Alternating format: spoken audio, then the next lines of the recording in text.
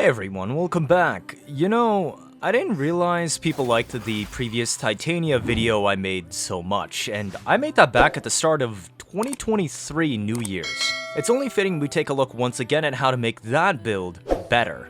And New Year's 2025? As a reminder, today's build focuses on solving Titania's biggest weakness, no way to do AoE DPS while taking advantage of new arcanes, mods, and more. While Thermal Sunder spam works for fissures as she can kill singular targets with ease in Steel Path, shooting into crowds with punch through on Dex Pixia can still be a painful experience. Today's build aims to alleviate that. If you saw my original Titania video, it focused on pushing Titania to her limit for a good Dex Pixia DPS, while also making use of Diwata as an additional tool to deal with damage attenuation and stat stake her Razorflies. Yes, her Razorflies from Razor Wing mode are pseudo-exalts. Today, we will use all three of these weapons to achieve the performance shown here.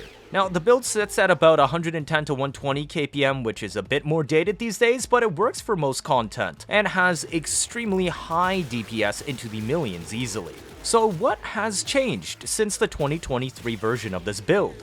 Well, higher personal damage, over twice as high Razorfly damage, access to automatic priming we didn't have before, significantly better energy economy, higher duration for quality of life, an easier playstyle, and better arcanes, mods, and tech options if you want to take this setup into endurance. How's Razorflies hitting for millions per attack in their string sound?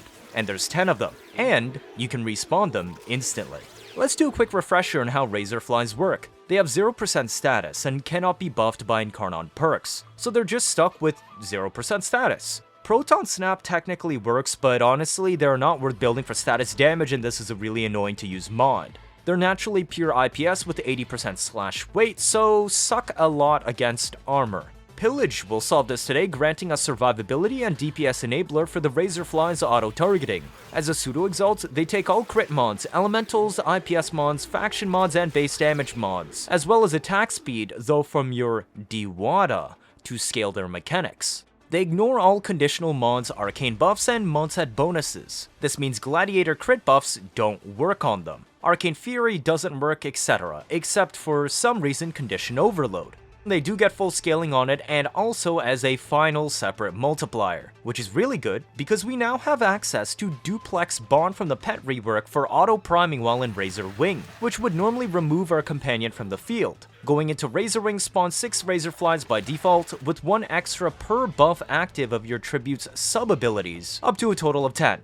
High duration makes your tribute buffs last longer, and you only need to reset them once every 2 minutes. Razorflies can be killed and are only refreshed on Razor Wing casts, so you will need to occasionally recast your fort to spawn more. Duplex spawned auto-priming and spamming for radiation procs, as well as making enemies more vulnerable to damage, makes your Razorflies much less likely to get shot and killed on Steel Path.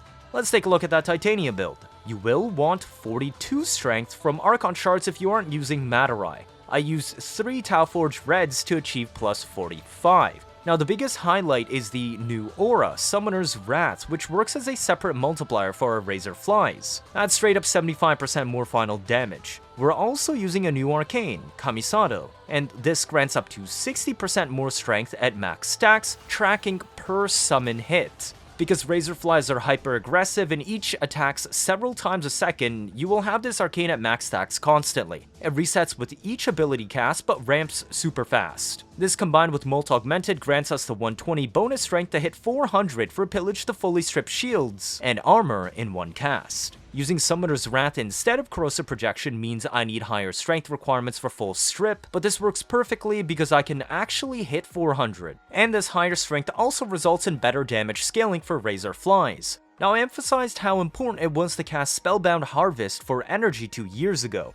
Compared to the original build, we have also gone up from 75 to 130 efficiency, and no longer need Arcane Energize, which is how I'm able to slot Arcane Camisado. Because the build only uses about half the energy now, it's much more lenient. Replacing Transient Fortitude with Strength Archon Shards has also given 28 duration back, making Razor Wing drain less energy and Spellbind self-casted status immunity lasting 24 seconds. If higher duration isn't needed, you can replace Augur Message for Rolling Guard in endurance runs, and if you don't need Streamline, I would recommend replacing it with Stretch to give a bigger cast radius on Spellbound Harvest. This makes it more likely to hit 4 enemies to proc the augment for energy regen. Because I can now hit 400 strength without needing Materai, I am free to bring Neramon. This makes the build less rotation heavy for your general all-purpose build. You can just camp Razorwing and only need to exit to recast immediately if you want to spawn more Razorflies. Neramon is used for Power Spike to retain a melee combo on our 2 stat sticks. Yes, 2. We have a stat stick to give Gladiator stacks to Diwata as it cannot use Blood Rush, but we also stat stick Diwata into our Razorflies. For weapons, feel free to bring something like an AoE launcher to shoot violence with it if it spawns and kicks you out of your abilities. Otherwise, your fastest way to kill the other acolytes will be full stripping them to DPS with your Diwata melee spam plus Razorfly DPS, as it's much faster than shooting Dex Pixia at their damage attenuation. Your pistol today can be literally anything, and it only functions to hold Ogremons for regenerating shields on ability cast. The following info about your pistol slot only pertains to endurance. If you are doing endurance, you can consider bringing secondary outbursts with melee crescendo, as this will let you buff Dex Pixia and Diwata at the same time. However, note that your initial combo will not rebuild back up on your normal melee while you're in Razorwing.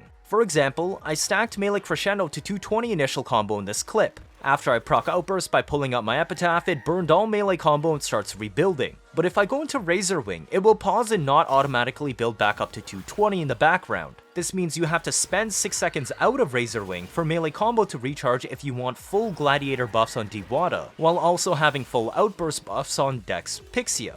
This can get annoying, so keep that in mind. If you're going down a melee crescendo route, go Vazarin Focus School so you can void snare for a bunch of ground finishers to stack it super quickly. For normal gameplay options, I would just recommend skipping melee crescendo and outburst completely. I would recommend a Nami Solo Incarnon for the 1.0 follow-through stat when doing AoE ground finishers on the endurance route. I have it built like this. To maximize finisher damage, Gladiator Rush is here for the 3-set effect, as that mod is missing from my Diwata. Neramon and combo duration are no longer needed if we always set a 12 times combo, which leads me into my next topic. Let's talk about the general use melee stat stick for Titania. Note that Amalgam Furax body count does not apply to Dex Pixia. This is because going into Razorwing replaces Furax with Diwata and prevents any unique mod effects from your normal melee activating. Your normal melee's combo completely pauses too when going into Razorwing. Now this is a huge quality of life change that means you will never lose your Gladiator stacks you build up. I don't really know when this changed, but well, I'm glad it's here now. It also means you don't need combo duration mods on Titania stat sticks anymore. I can drop body count and drift in contact to replace with more attack speed or more range, but remember that conditional mod effects besides set effects will not carry from your normal melee to Diwata. Now even if there aren't that many mods that would be a better fit here, it does mean you don't need to worry about going in and out of Razorwing to swing your melee and rebuild combo anymore, which again is a huge quality of life. Now for a Diwata melee Exalted, this is what I'm using. It looks like a raw viral damage build. As mentioned earlier, Razorflies are affected by crit mods, elementals, IPS mods, faction mods, and base damage mods, as well as attack speed from your Diwata to scale their mechanics, hence why I use these. We have a 3-set effect from Gladiator because our normal melee will carry Gladiator Rush. Otherwise, we go raw viral DPS because enemies are full stripped from pillage spam. Crit mods help our Diwata raw damage and is useful for killing what we aim at, especially acolytes. Priming can be done for our main targets with Dex Pixia to apply viral first if needed, so we still use condition overload. Banes are important because they apply both to Diwata and Razorflies. For Dex Pixia, it's a pretty ordinary raw viral build with punch through. We go base damage and Banes with multi-shot, 2 slots for viral plus gun CO for scaling base damage. If you're doing the endurance build that uses secondary outbursts on your pistol, then replace Lethal Torrent with Prime Target Cracker for crit damage scaling. We also get an extra plus 60% fire rate from Reinforced Bond of our Sentinel Companion we'll take a look at next. You can use Dex Pixia to roam DPS or also as a viral primer before swinging Diwata. Our main companion of choice is Nautilus Prime, and to be honest, I don't care what you pick, the main important note is to pick a Sentinel that allows you to reach 1200 shields so that you can activate Reinforced Bond's effect for plus 60% fire rate. Normal Nautilus doesn't reach this with calculated redirection, but Nautilus Prime does. Otherwise, make sure you have Duplex Bond and Assault mode on, as even when you're in Razorwing, the energy used will count to Duplex Bond, and still spawn several copies of your Sentinel constantly to automatically attack even if your main Sentinel is hidden.